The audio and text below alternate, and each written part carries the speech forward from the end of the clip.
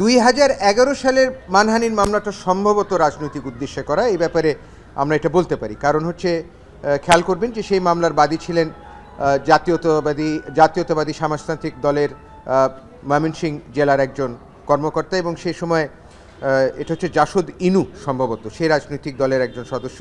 জাসদ ইনু সেই সময় আওয়ামী লীগের সঙ্গে সংশ্লিষ্ট ছিল। সুতরাং সেই মামলা যে রাজনৈতিক উদ্দেশ্যে করা হয়েছে এই ব্যাপারে বোধহয় আমরা বলতেই পারি।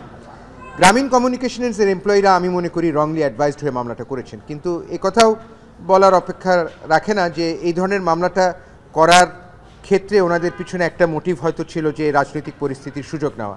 সে সময় প্রফেসর ইউনূসের প্রতি আওয়ামী লীগ সরকার বিরাগভাজন ছিলেন, সেই পরিস্থিতি সেই পরিবেশে সুযোগ নেওয়ার যে একটা চেষ্টা করা হচ্ছিল এই ব্যাপারে কিন্তু বলাই যায়। দেখেন, আমি একজন আইনজীবী হিসাবে বলতে পারি যে এই মামলাগুলোর মেরিট সবসময় খুবই ভালো ছিল। এই মামলাগুলো আমরা শুনানি করেছি, এর আগে হয়তো শুনানির জন্য আমরা লিস্ট করতে চেষ্টাও করেছি, কিন্তু লিস্ট করতে পারিনি।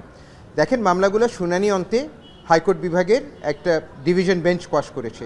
সুতরাং আমি মনে করি মামলায় মেরিট ছিল বলে এগুলো কোয়াশ করেছে, এখানে অন্য কোনো কিছু ভাবার কোনো অবকাশ নেই। আর শুধুমাত্র আমি যেই মামলাগুলো নিয়োজিত আছি সেগুলোর ব্যাপারে কথা বলবো, এর বাইরে অন্য কোনো মামলার ব্যাপারে আমি কোনো কথা বলবো না। এই ব্যাপারে আমি স্পেকুলেট করবো না, কারণ হচ্ছে যে এই 5ই আগস্টের আগে তো আমি মামলা করিনি। ওনার উপদেষ্টা হওয়াটা কি কোনো প্রভাব রাখছে না, আমি মনে করি না, কারণ এখানে একটা I have to give a frank answer to this question. এই প্রত্যেকটা মামলায় কিন্তু আমি রুল এবং স্থগিতাদেশ 5ই আগস্টের আগে পেয়েছি। সুতরাং মামলাগুলোর মেরিট না থাকলে পরে সে সময় হাইকোর্ট বিভাগ রুল বা স্থগিতাদেশ দিত না। 2019 সালে গ্রামীণ কমিউনিকেশনস, গ্রামীণ পরিবারভুক্ত একটি কোম্পানি, সেই কোম্পানির 5 জন প্রাক্তন কর্মচারী একটা মামলা করে, ফৌজদারি মামলা, শ্রম আদালতে। তাদের অভিযোগ ছিল যে তাদেরকে একটা প্রস্তাবিত ট্রেড ইউনিয়নের অফিস বেয়ারার হওয়ার কারণে চাকরিচ্যুত করা হয়েছে, যেটা শ্রম আইনের আওতায় দণ্ডনীয় অপরাধ। এই মামলায় ওনারা প্রফেসর ইউনূস সহ গ্রামীণ কমিউনিকেশনসের অন্যান্য কর্মকর্তাদেরকে আসামি করেন। এই মামলার বিরুদ্ধে 2020 সালে আমরা একটা কোয়াশমেন্ট পিটিশন করি হাইকোর্ট বিভাগে। গত 24শে অক্টোবর হাইকোর্ট বিভাগের একটি ডিভিশন বেঞ্চ এই মামলাগুলো শুনানি অন্তে কোয়াশ করে দিয়েছে, অর্থাৎ সেই মামলাগুলো খারিজ করে দিয়েছে, সেই মামলাগুলো এখন বাতিল।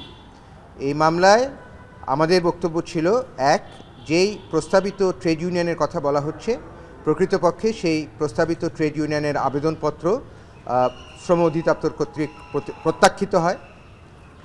এছাড়াও ওনারা যেই অভিযোগ করছেন যে ওনারা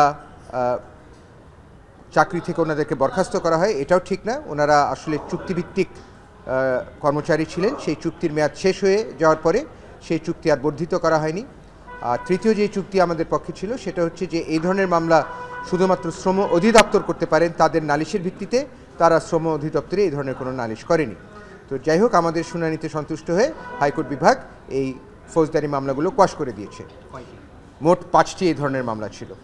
আর এছাড়াও আরেকটা মামলাও কোয়াশ করা হয়েছে, সেটা 2011 সালের মামলা।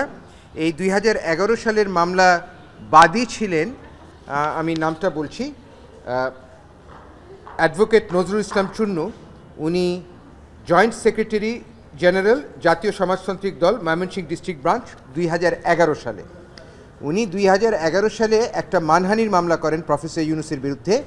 এটা সম্ভবত আমার স্মরণে প্রফেসর ইউনূসের বিরুদ্ধে এই যে মামলাগুলো যখন করা শুরু করলো তার ভিতরে এটা হচ্ছে প্রথম মামলা।